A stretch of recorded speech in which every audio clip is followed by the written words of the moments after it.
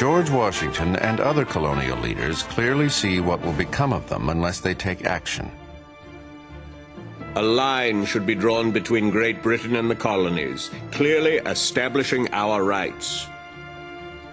We must either assert our rights or submit and become tame and abject slaves, like the Negroes over whom we rule with such arbitrary sway.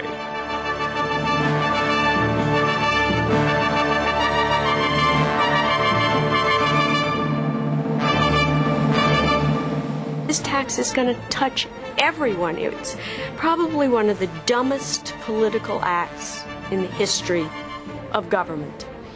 They tax dice and cards. So the rowdiest group of people there are in the world, sailors in port with nothing to do, are going to be angry.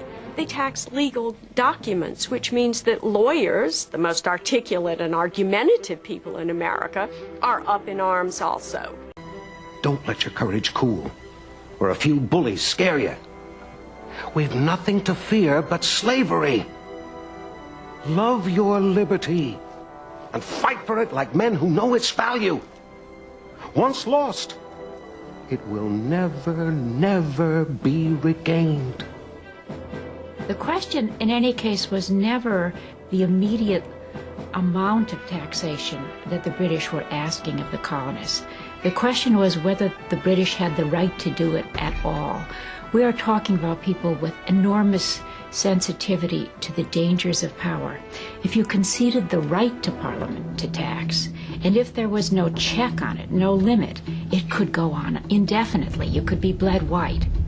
The power to tax was the power to destroy.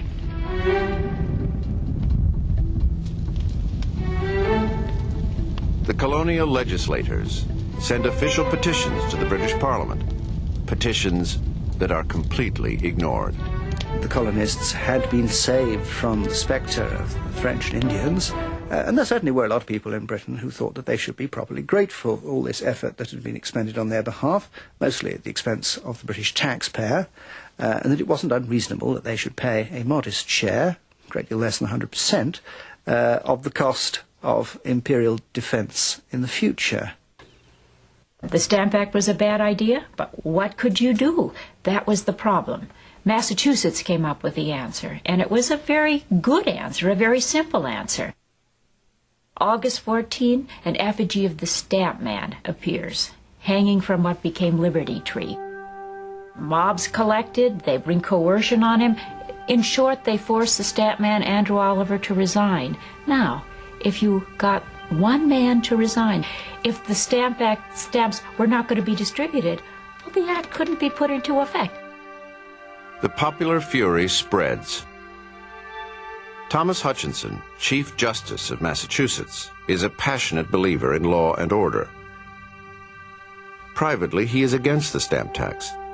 Publicly, he makes it clear that he intends to enforce it. On August 26, 1765, a mob assembles outside his house, one of the most elegant in Boston. Hutchinson and his family have just finished high tea.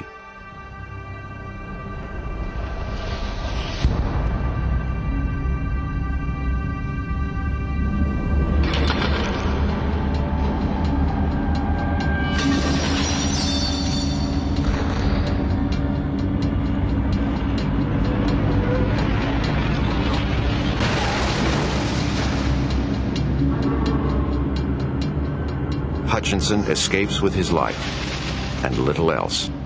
Hutchinson thought the Stamp Act was a very bad policy, but it wouldn't have crossed his mind that you therefore would resist it, that you'd resist it with violence. It was unthinkable. Everyone will suffer if the peace and order in the community are destroyed.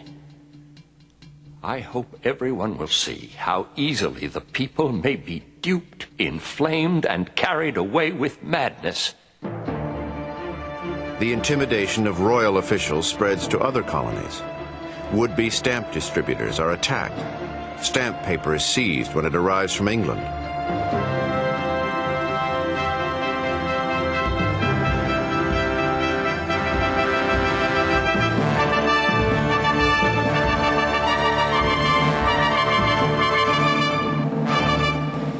colonial leaders propose a joint boycott of British goods.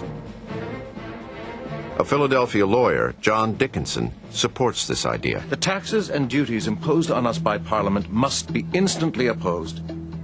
The only effective opposition is through the concerted efforts of all the provinces. By uniting, we stand. By dividing, we fall.